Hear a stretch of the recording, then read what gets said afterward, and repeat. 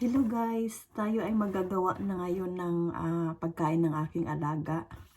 Ito yun, i-blend natin kasi hindi na siya nakakakain ng buo, nahihirapan na siyang kumain. Kaya tayo ay magluluto nito, iinitin lang naman siya, tapos i-osteurize natin mamaya or i-blender. Eto, bubuksan natin. Bubuksan natin ng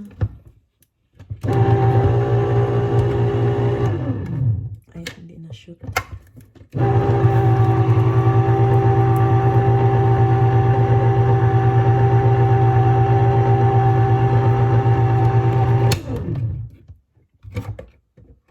Ayan.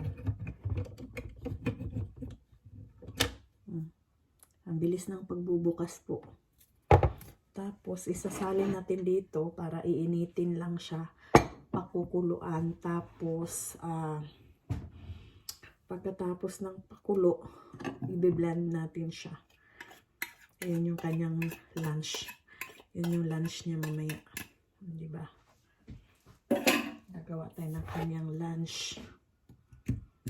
Ayan. Mayroon na siyang meat. May beef na po siya, guys. Beef and potato. So, yun na yung ano niya. May carbs na siya. May ulam na din. So, ito na yung pinaka-lunch niya.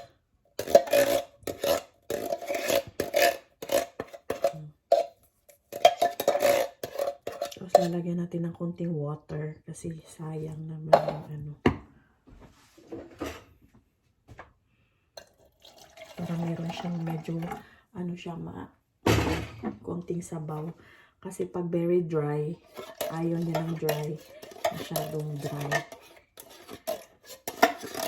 Tapos mamaya, papakita ko mamaya paano mag-osteurize. Diba? At least, masarap ito kasi may beef. Diba? Beef. At least makakain siyang meat. Kasi mahirap na nga siyang pakainin.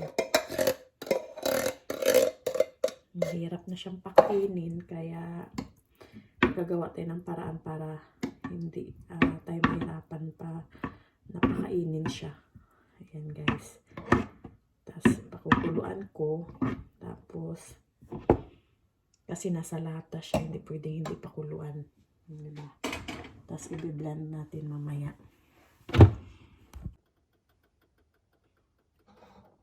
Ito po. Pakukuluan lang po natin. Ito yung laman ng ano. Lahat ng laman ng lata. Diba? Ganito yung food nila dito guys, di ba?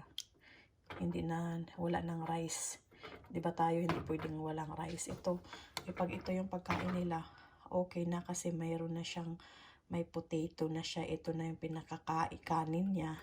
Tapos, may beef naman siya. Ayun yung beef. Yan. Yan ang beef. So, yan yung pinakaulam niya. Tapos, may soup na rin siya. O, di ba? Ano siya? 3-in-1 na siya. May kanin, may ulam, may sabaw. Ayan, ganun ang pagkain nila. Tapos, mamaya, i-blend natin pag nakumulo na siya para masarap yung kanyang kain. Kasi hindi niya nangunguya yung mga ganyan, guys. Hindi niya nalulunok. Idudura niya. Kaya tayo ay gagawa ng paraan para yung ating alaga ay makakain. Kasi mahirap naman pagka hindi siya makakain, baka magkasakit, di ba? Kaya gagawa tayo ng paraan para siya ay kumain. Ayan guys, ano na. Kumulo na siya, kaya ayun pinatay ko na. And then mamaya palalamigin ko lang ng konti, tapos i-blend na natin. Di ba? O yan, para wala siyang diretso ano na lang niya. So, easily to swallow ba? Pagka yung, ayan, na ano na siya. Guys. Ayan, i-osteurize na natin. Dito. Para makita niyo po.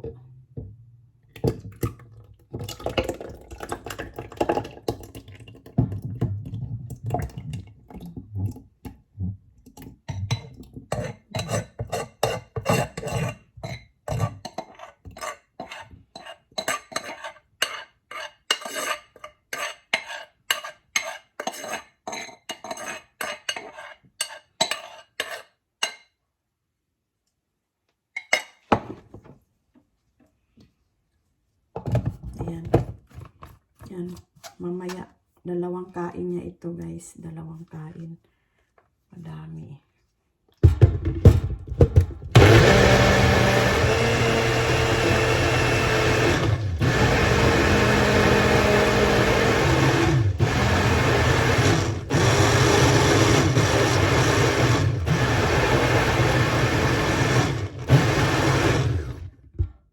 Ayan.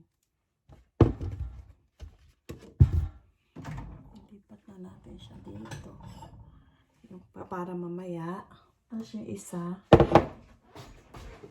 lalagay natin sa container. Hindi naman na siya mainit.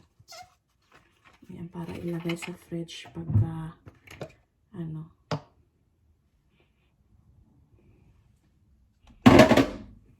Ayan guys.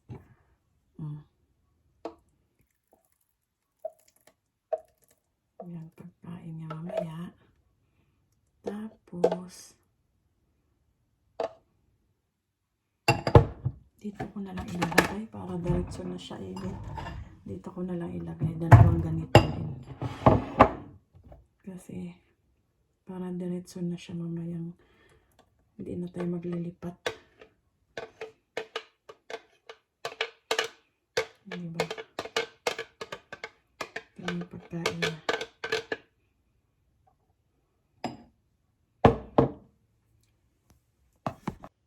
Ayun na po. Lunch niya and then yung isa dinner. Ayan, okay na po yan. O, di ba maano na siya?